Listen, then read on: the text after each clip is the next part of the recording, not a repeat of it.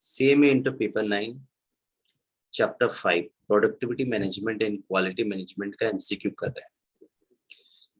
इस एमसीक्यू को सुनने से पहले मेरा ये डिटेल क्लास इसका सुन लीजिएगा, क्लास का शॉर्ट समरी सुन लीजिएगा तो इस चैप्टर का कांसेप्ट क्लियर हो जाएगा। उसके बाद एमसीक्यू सुनेंगे तो आपका पूरा एमसीक्यू समझ में आएगा। फिर भी मैं अपने लेवल में आपको समझाने की कोशिश कर रहा हूँ। और मेरा क्लासेस चाहिए तो मेरे चैनल को जाके ज्वाइन कर लीजिए, आपको सारा क्लासेस मिल जाएगा। ठीक है, डायरेक्टली आ रहे हैं क्लास। एमसीक्यू नंबर 1, ठीक है। Generally in continuous production, the production is carried out. Continuous production क्या चीज के लिए होता है? स्टॉक बनाने के लिए होता है। माल बनेगा तभी तो बेचेंगे। तो सिंपल सा ये याद रखना है कि कंटिन्यूअस प्रोडक्शन कैरिड आउट होता है। हम लोग करते हैं continuous production stock and supply के लिए। बस कंटिन्यूअस प्रोडक्शन क्या चीज के लिए होता है? स्टॉक एंड सप्लाई के लिए। सिंपल सा चीज। Question number 2, inventory cost per unit in intermittent production is. Intermittent production means रुक रुक के प्रोडक्शन होना। यदि प्रोडक्शन रुक रुक के होगा तो इन्वेंट्री कॉस्ट क्या होगा? ज्यादा हो जाएगा। सिंपल सा है। यदि कंटिन्यू होता, बिना रुके होता तो इन्वेंट्री कॉस्ट कम होता, लेकिन इन्वेंट्री कॉस्ट पर product in intermittent production is higher. याद रखना है, रुक रुक के हो रहा है तो हाई हो जाएगा। ठीक है। Question number 3, in general number of product variety that can be manufactured in flow production।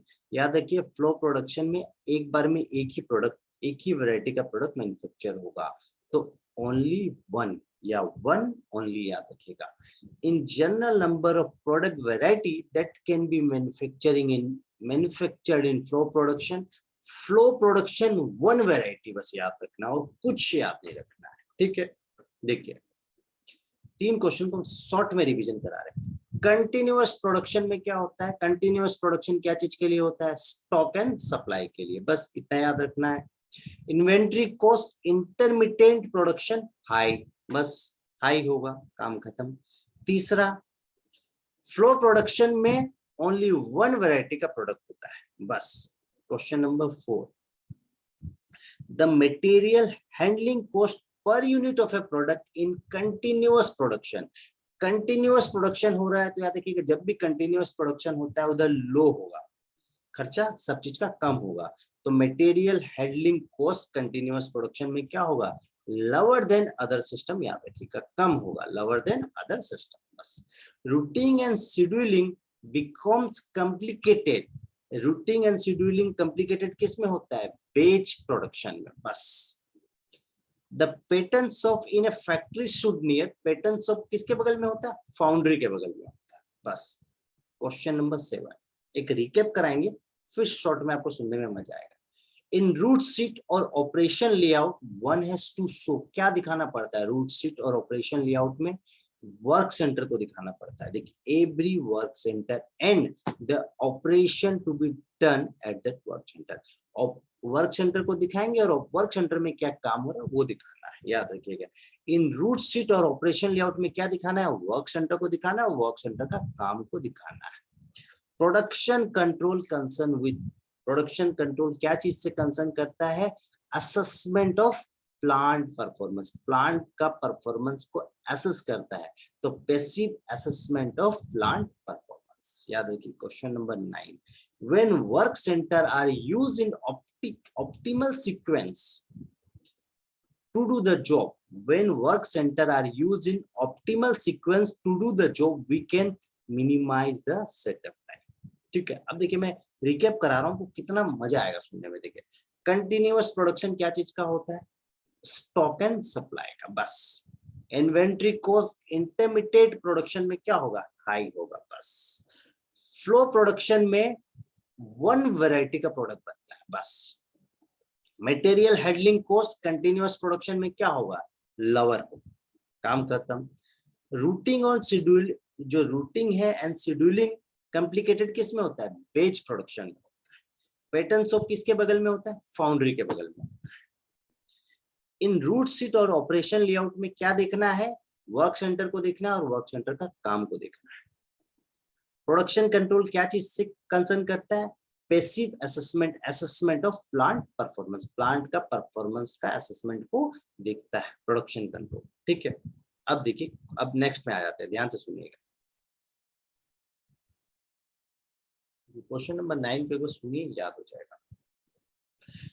When work center are used in optimal sequence to do the job, we can, या देखिए वर्क सेंटर यदि आप बार बार use करेंगे तो उससे क्या होगा, setup time कम हो जाता है, तो मिनिमाइज द सेटअप टाइम, बस इतना ही बोलना चाहता है।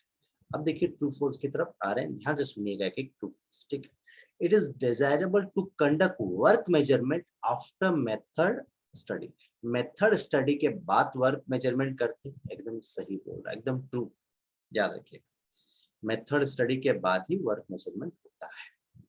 Job evaluation is used to measure absolute job worth, job evaluation job ranking का, जो वेट के लिए होता है, जॉब वर्थ के लिए नहीं, तो आंसर होगा फॉल्स, याद रखिए।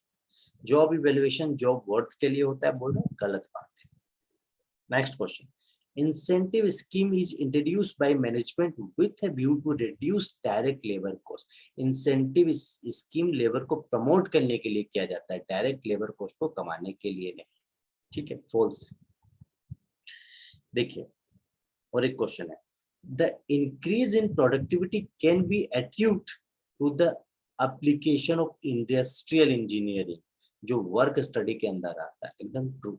देखिए 4 पॉइंट बोले, 4 पॉइंट को हम शॉर्ट में बता रहे हैं, आपको समझ में मजा आएगा। वर्क मेजरमेंट मेथड स्टडी के बाद होता है, एकदम सही है, ट्रू। दूसरा बोलता है जॉब इवैल्यूएशन जॉब वर्थ का निकालने के लिए होता है, गलत बात है।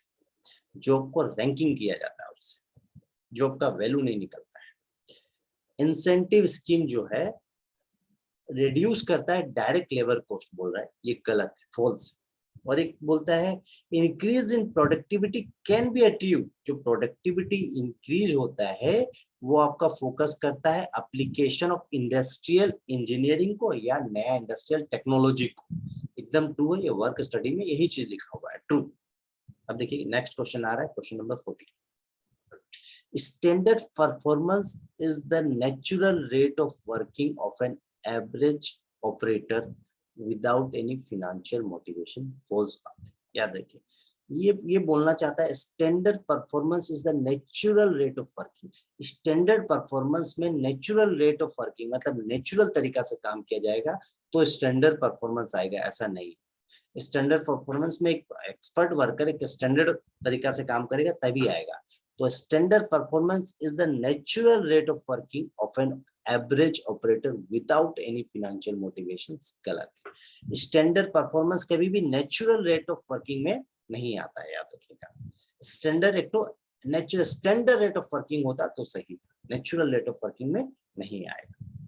Question number 15, allowances of non availability of material, material available नहीं है, पावर अवेलेबल नहीं है, पावर फेलियर हो रहा है, breakdown of a machines are provided for in the standard time for an operations, standard time of operations में provided होता है, बोलता नहीं दिया जाता। चीज को समझिए क्या बोल रहा है, बहुत सिंपल सा चीज है, देखिए है क्या बोल रहा है, क्वेश्चन को समझिए। जब आप स्टैंडर्ड टाइम निकाल रहे हैं तो उसमें मटेरियल अवेलेबल नहीं हो रहा है या पावर फेलियर हो रहा है या ब्रेकडाउन हो रहा है मशीन, वो कंसीडर किया जाएगा, उससे माइनस किया जाएगा, स्टैंडर्ड टाइम में कंसीडर किया जाएगा, ये गलत है, फॉल्स है, कंसीडर नहीं किया जाएगा।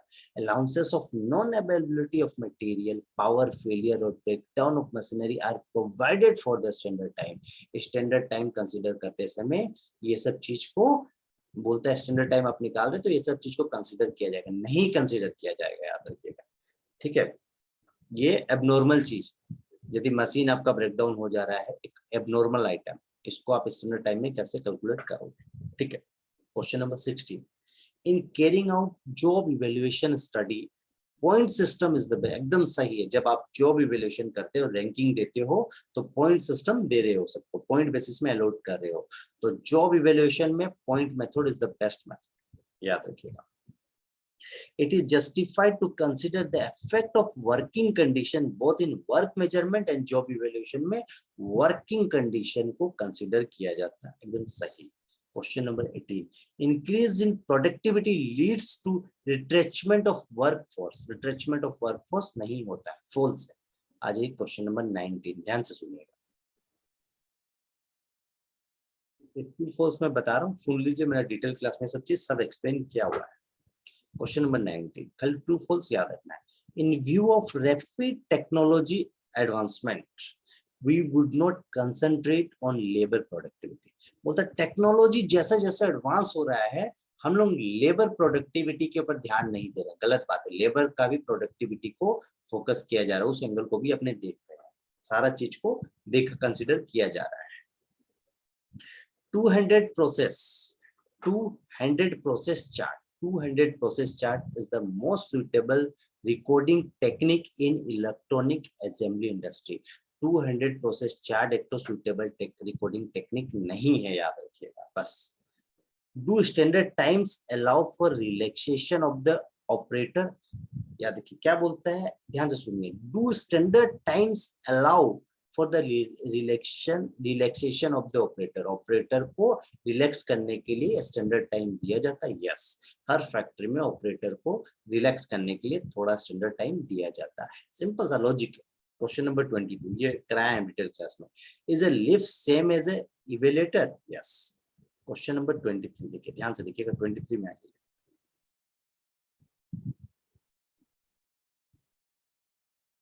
देखिए क्वेश्चन नंबर 23, कल ध्यान से सुनिएगा एक बार, डिटेल यस ट्रू फॉल्स आपको जानना है, यस नो जानना है। Is the use of metric system of weight and measure compulsory in India? याद है कि इंडिया में जो वेट और मेजर सामान आप लेते हैं तो वेट करके ही दिया जाता है, आंसर होगा yes. Is the use of metric system of weight and measures compulsory in India? Yes, compulsory है इंडिया में, ठीक है।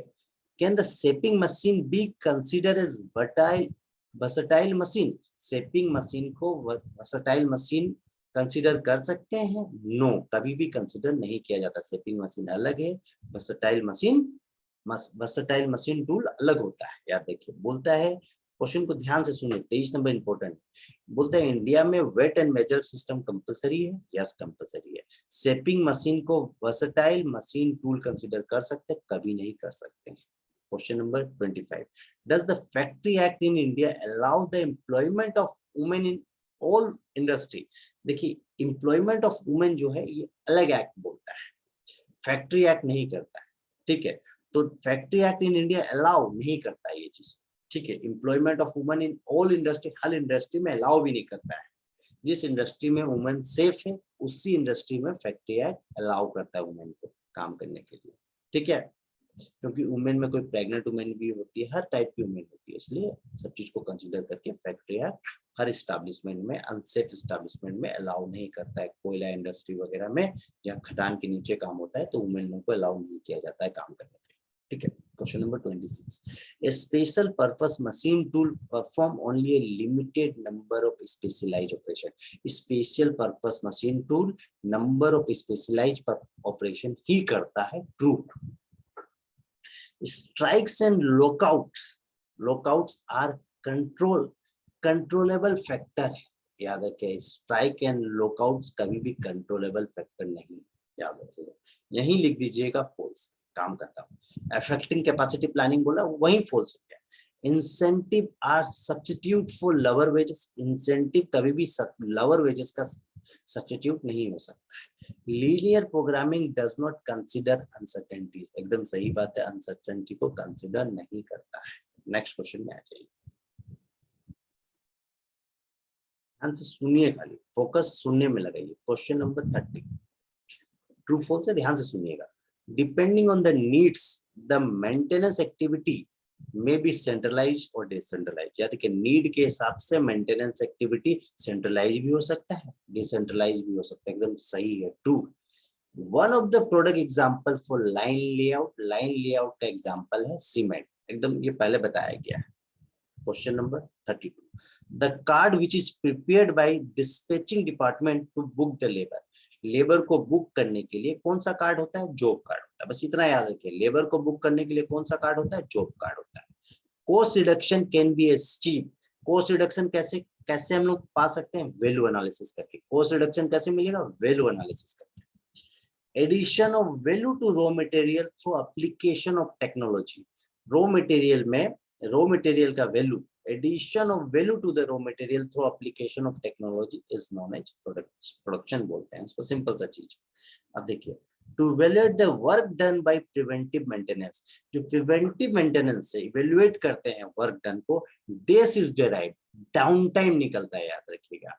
जो इवैल्यूएट करते हैं प्रिवेंटिव मेंटेनेंस में, प्रिवेंटिव मेंटेनेंस में क्या चीज इवैल्यूएट करते हैं, डाउन टाइम को इवैल्यूएट करते हैं, बस इतना याद रखिएगा। नेक्स्ट आ जाइए, क्वेश्चन नंबर 36, ध्यान से सुनिएगा। ergonomics is another name human engineering. Human engineering को ergonomics बोलते हैं, ठीक है। Work stoppage generally reduce the cost of production, holes बात है, वर्क स्टॉपेज कभी भी कॉस्ट ऑफ प्रोडक्शन को कम नहीं करता। Days is the interval between placing an order for a particular item and its actual receipt, जो दोनों के बीच का इंटरवल है, माने प्लेसिंग एन ऑर्डर और एक्चुअल रिसीप्ट, उसको बोलते हैं लीड टाइम। दोनों का जो डिफरेंस का जो टाइम है, प्लेसिंग एन ऑर्डर और एक्चुअल रिसीप्ट का, उस टाइम का डिफरेंस को लीड टाइम बोलते हैं।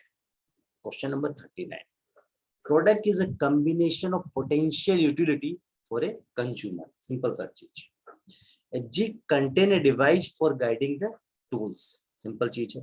There is a limit beyond which labour productivity can not be improve, एकदम ट्रू है।